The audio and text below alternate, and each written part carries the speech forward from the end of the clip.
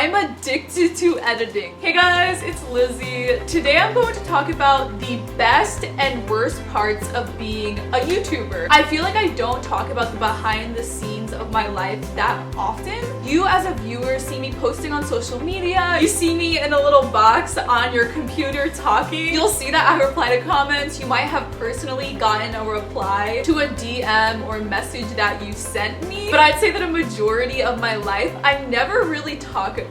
So I'm gonna start with one positive, one negative, then positive, negative. Best thing, you get to work in your pajamas. You can stay in bed all day editing. A lot of times I don't even leave my house. I'll make coffee, get something for breakfast. Sometimes I go running in the morning, but if I want to be lazy, probably 70% of the time when I'm editing, I'm laying in my bed editing. I feel like most jobs, you can't just be in your pajamas, not wearing a bra, editing in bed. So the negative of that is you never ever get a break. You're working constantly. And a lot of influencers are like this on Instagram and YouTube. It seems like people travel all the time, are not working, just having fun. But the reality is, even though I might do a couple things for hours during the day, every single night I'm editing. I went to Cabo with one of my best friends and I spent a lot of time editing videos. Even when I'm at home with my family on Christmas Day, I'm editing so long throughout the day. I love it. I'm addicted to editing. I'm a workaholic. I feel so fueled and inspired getting to work constantly. I've been editing for 24 hours straight. Literally non-stop, no breaks. But sometimes it's just really unhealthy. I was sleep deprived constantly in college. I would stay up till 3 a.m., 4 a.m. finishing editing videos to come out with content. You don't really have leisure time at all. Never watch TV, and it's been like this since I started YouTube. I work from the moment I wake up to the moment I go to bed. And of course, I make time for friends and family and visit people and try to have a healthy balance in my life. I don't know what I would do without YouTube. Having a completely flexible schedule, you're your own boss. You can do your job from all over the world, all over the country. I will visit my friends all the time. I'm always the one to fly to hang out with my friends, to drive a long time. Because I can choose my hours, if I want to take a couple days off or want to travel to visit a friend, all I have to do is work really hard before or after. So this is a negative that hasn't really been an issue for the past few years. YouTube started censoring comments that were sexually explicit, but starting when I was 15,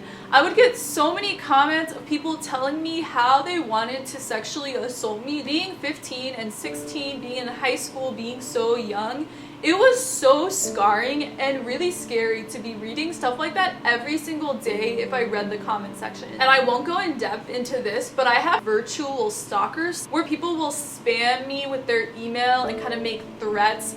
And it's just scary knowing that a lot of my life is public and people sort of know where I am, where I live. I've thought before, if anyone in public tried to physically attack me or shoot me or something, I would know who it was. Like, I would have a list of people who have been harassing me. The absolute best part of YouTube is vulnerability. I share so in depth about what I'm going through, and because I'm so open, people trust me and will personally message me, DM me about really intense, painful things that they are going through. Back in 2010 when I started my channel, I would literally read every single message, write back paragraphs to every single person. At the time, I talked about it as my online diary. That's what it felt like. This is a journal where I just talked about my life, my emotions. I opened up to people, I gave advice. It was just like this heart-to-heart emotional type thing. In high school, I would read through my messages. People would come to me who are suicidal, dealing with a breakup, their parents are getting divorced, eating disorder, like all these really intense things happening to them. Because I was so emotionally open about what was hurting me, it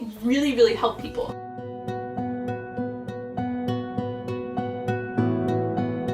I'm very protective over people and love to care for people. So getting to encourage and minister to and influence tens of thousands of people, sometimes I just cry because there's so many people dealing with these awful situations, so many people who feel broken and helpless and don't have people in their lives to love them. Sometimes it's stressful because I think, oh, if I don't reply to enough people, they will kill themselves. I'm not going to get to them in time. But knowing that I'm doing as much as I can, working as hard as possible to help people, this is the best gift I've ever been given. Everything you post is permanent. When it comes to Twitter, stuff on my Facebook page, a video I made, even if you delete things or take them down after you say it, you can't take back the way people are viewing you. When I go manic, I'll get so argumentative, combative, be so mean replying to people. And something else, my views change immensely through the years, and so someone can watch a video I made years before that I disagree with now. I don't like taking down videos because I feel like it represents what I thought at the time. But then people will judge you by your past selves even though you've grown beyond that. Every horrible, painful, embarrassing thing that has ever happened to me, I turn it into a video. And so it's just really empowering to be able to take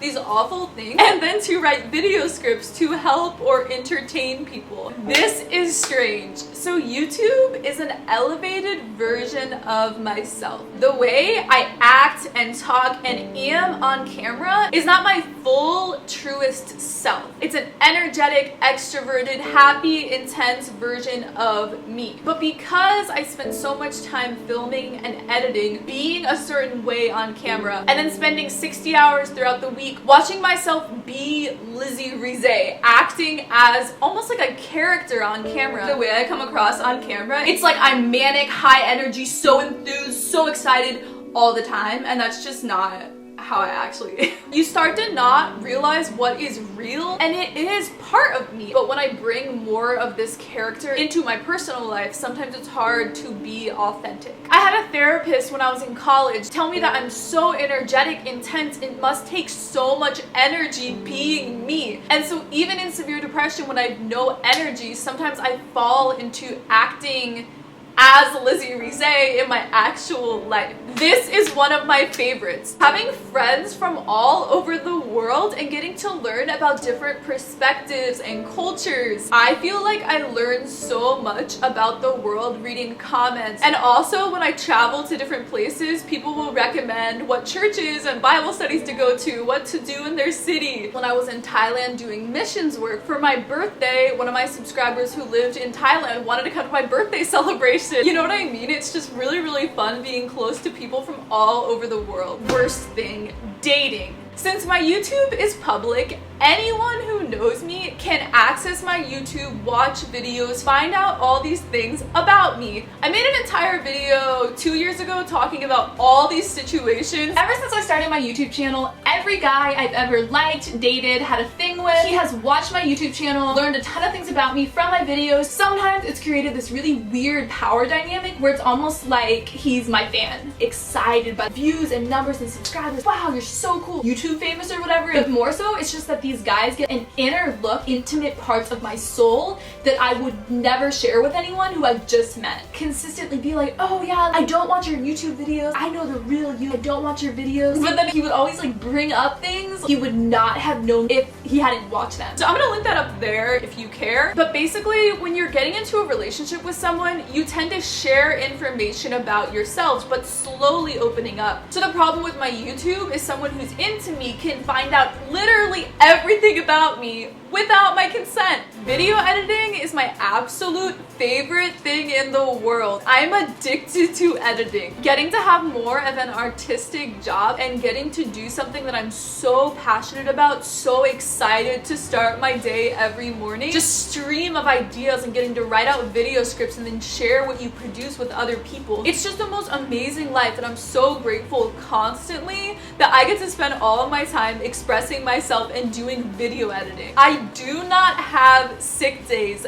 ever. In so many videos through the years, I'll start off the video saying, I'm so sick right now, that's why my voice sounds like that. Even when I'm in severe depression, I have to make videos, I have to edit, and it's really sad. Sometimes I'll be really upset about something, or I'll be in severe depression, or it's like 2 a.m. and I'm so exhausted, or I was just crying, and you have to immediately be in character, energy, happiness. I look like I was just crying and I'm not happy, that's why I'm not happy. I'm really confused. And so it just gets really exhausting and sad sometimes when you always have to be on, when you feel like you don't want to talk or exude energy or exude happiness. Another positive, getting to be so open about my mental illness and kind of have an online community of people who deal with it too. It makes me feel so understood and learn more about bipolar because there's this huge pool of people with the same mental illness as me. And it's also amazing being able to help and comfort people because when I was diagnosed with bipolar, bipolar. I knew no one in my life who had bipolar. Really terrifying thing, realizing you have a chronic illness. I cried and cried and cried so long for like a year and a half processing it. And so it's so refreshing to me knowing that I can help other people who are dealing with that.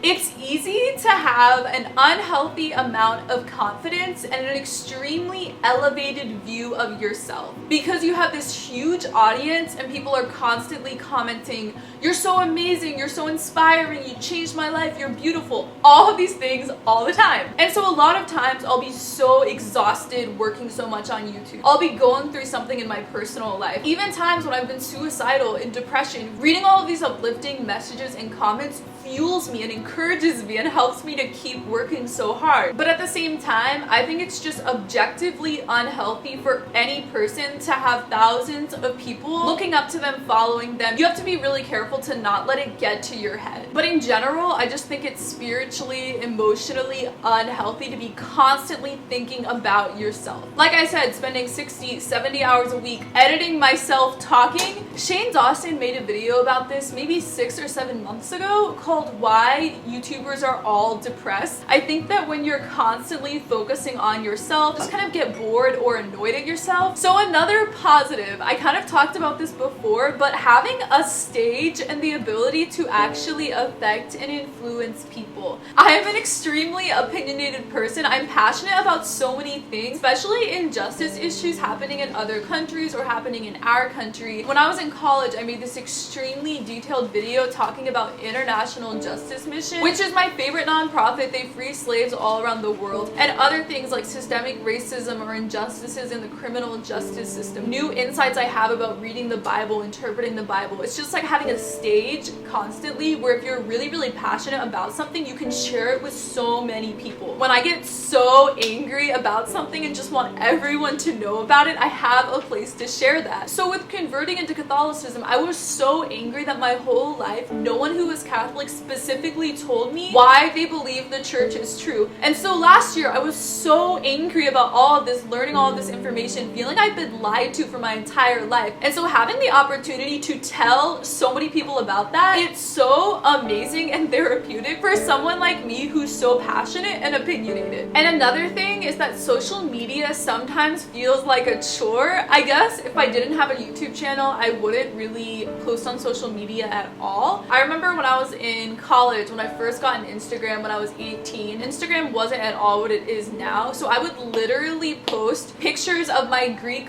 flashcards, pictures of my philosophy notes, just things that really emulated me and described my life. But now you have to do modeling and edit pictures so intensely. Sometimes I'll have like 2 hours one day a week where I will just come up with tweets, come up with Facebook posts, get things lined up, scheduled to upload. My favorite part of social media is reading specific messages people send me. I love you guys so much. I hope this video was interesting and illuminating of what my life is like behind the scenes. I will see you guys in my next video. Bye!